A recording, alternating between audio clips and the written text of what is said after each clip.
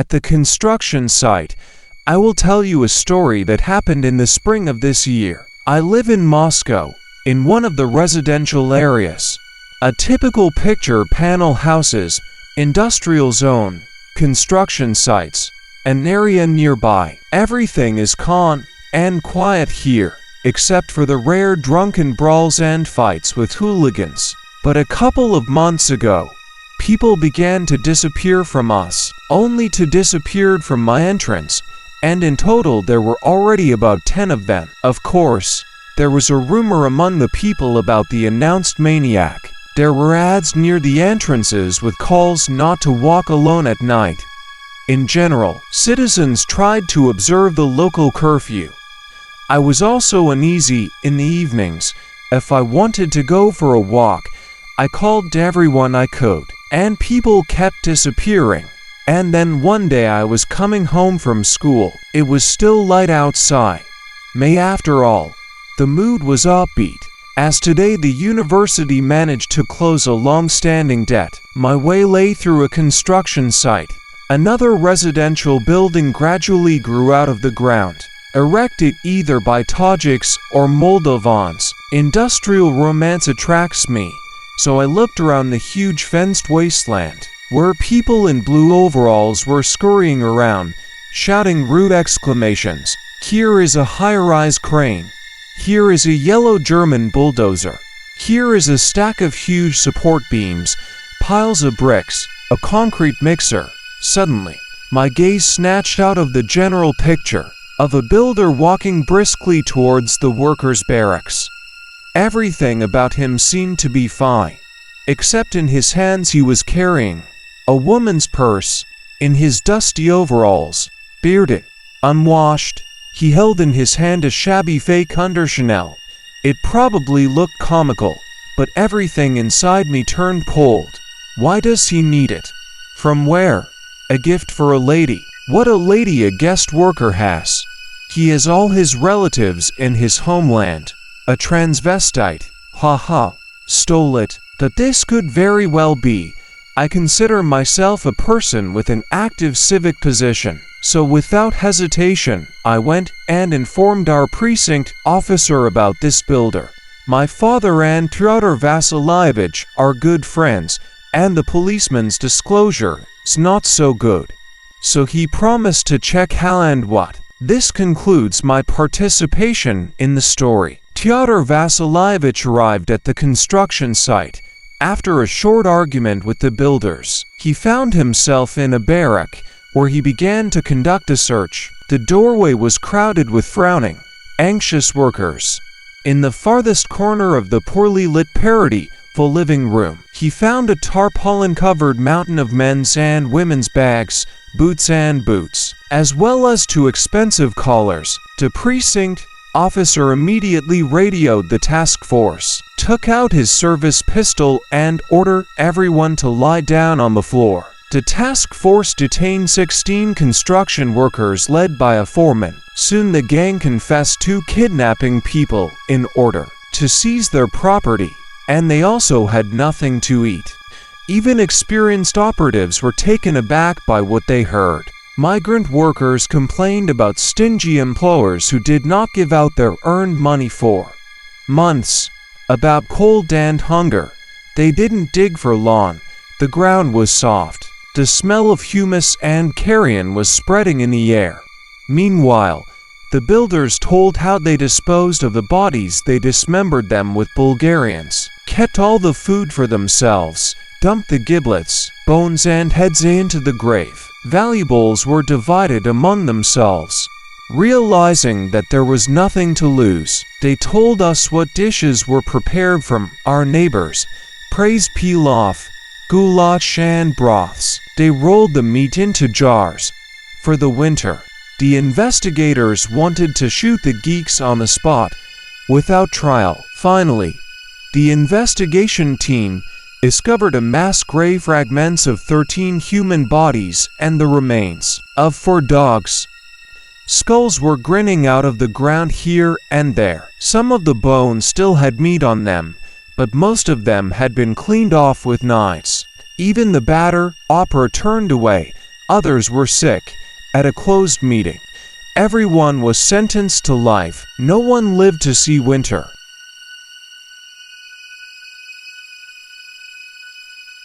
Worms behind the cheek. A boy named Petya was an orphan, so he lived with his grandmother. His grandmother loved him very much and was always talking to him. When she fed him, Petya often did not want to eat and stuffed food into his cheeks. And the grandmother, unnoticed by her grandson, put a piece of food on her finger, touched his cheek and said, "Look, there are already worms behind your cheek. But swallow." Petya was afraid and swallowed. One day Petya disappeared somewhere. Grandma went around all the neighbors, examined all the houses and entrances. There is nowhere. I wrote a statement to the police, but they also could not find the boy. A month passed, and suddenly Petya himself returned. At 1 o'clock in the morning, he knocked on the door of his grandmother's apartment. She opened it, saw her grandson and rushed to kiss him. And Petya told her, "Grandma, I want to eat." Grandma immediately pulled out of the refrigerator everything there is: borscht, salad, sausage. I warmed up the borscht, sat my grandson down at the table and began to feed him. And Petya, out of habit, began to plug food by the cheeks again. Grandma just wanted to scare him that the worms had started behind his cheek. As she shuddered when she noticed that a maggot was climbing up her grandson's cheek. Seeing how her face changed, Petya crouched, ran his palm over his cheek, smearing the worm on the skin, and said, "You know, Grandma, and I know that I have worms there." With these words, he got up from the table. Grandma was sitting with her mouth open. Petya was walking down the corridor, staggering, and fell down next to the entrance to the room. Grandma ran out and picked up her grandson. He didn't move. The old lady got scared, put her grandson on the sofa, called an ambulance. While the doctors were driving, she rushed from corner to corner, grabbed the boy by the hand, felt his pulse, but Petya did not show signs of life. The doctor who arrived bent over the boy and suddenly straightened up abruptly. "A woman, are you crazy?" he exclaimed in horror. "The boy has been dead for a long time. Look, he's already decomposed. He's got a mouthful of worms." The grandmother sobbed and said that only half an hour ago she fed her grandson borscht. The doctor made a call. The baby's corpse was taken away, and the grandmother was taken to the police. They said she killed her grandson a month ago by hitting him on the head with something heavy. The court found her insane, and the old woman was placed in a psychiatric hospital for the rest of her life. Seascape. One day I went to an exhibition of paintings by young artists. Actually, I'm not a connoisseur of art. It's just that my girlfriend needed to buy a gift for her friend. There were good pictures there for my taste. There were bad ones, but one caught my attention. It depicted the sea. Just the sea, no storms, ships, islands, nothing that would distract attention from the sea. The sky above him was blue and cloudy. I bought this painting. My girlfriend bought a picture for her friend with some woman who also paints a picture. Then, we went home. I hung my painting in our bedroom, opposite the bed, and at night I dreamed of the sea. In the morning, I noticed a green spot on the painting, carefully scratched with a fingernail. It does not wash off. Deciding that it was my girlfriend who stained her with her face mask, which she did at night, I made a remark to her. She said she hadn't touched my painting, and that she wasn't going to listen to complaints from a man who couldn't even eat ice cream without getting his clothes stained. Anyway, we had a fight, and she went to visit a friend, and I went to get a glass frame for a picture. The girl didn't come for the night, but I didn't care. I was still angry at her because of the painting. At night I dreamed of the sea again. Allegedly, I am sitting on a raft, and some green object is approaching me. In the morning, I saw that the green spot on the picture had become larger, as if the painted thing had become closer. The spot has some outlines. It must have been a bottle. It was still too far away for me to see. The girl returned in the morning and behaved as if nothing had happened. I also pretended that there was no quarrel yesterday. When I told her about the painting, she said it was probably an artist's joke. At night the dream was repeated, only the green object was closer. Of course, it was a bottle. The first thing in the morning, I rushed to the painting. The bottle was even closer, and this time it was clearly visible that it was a bottle. An ordinary green wine bottle, plugged with a cork, floating on the sea.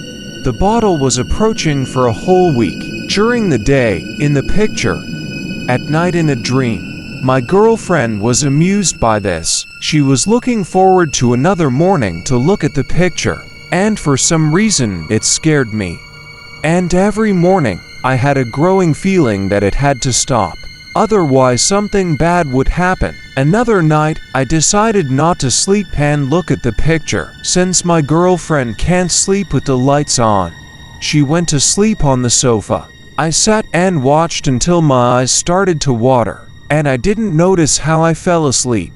I dreamed of a bottle floating towards me on the waves. In the morning, the bottle in the picture was very close. I could even see something dark at the bottom of it. The water in the sea was so clear and transparent. I decided to find out the artist's address. I hardly found the person who sold me the painting. He gave me his address. It turned out that the artist lived in another city. I searched for information about him on the internet, but found nothing. He didn't have his own website, and his name wasn't on more or less popular artist forums either. Later I remembered that an old friend of mine had moved to live in this city. I gave him the artist's address and asked him to contact him and give the artist my phone number or ICQ. He was surprised, but promised that he would look in. I think you can guess what I dreamed last night. I woke up to a loud noise. Fragments of the glass frame lay on the floor. The whole picture was as if splattered with blood from the inside. And the water in the sea was red. There was no bottle, only a painted cork bobbing on the waves. After the panic attack passed, the girl and I decided to burn the painting. And then my friend called and said that such an address does not exist at all. He said that the painting was probably stolen, or I was just given the wrong address. I calmly agreed with him, although my hands were shaking. We burned the painting, but after that I couldn't sleep peacefully for a long time.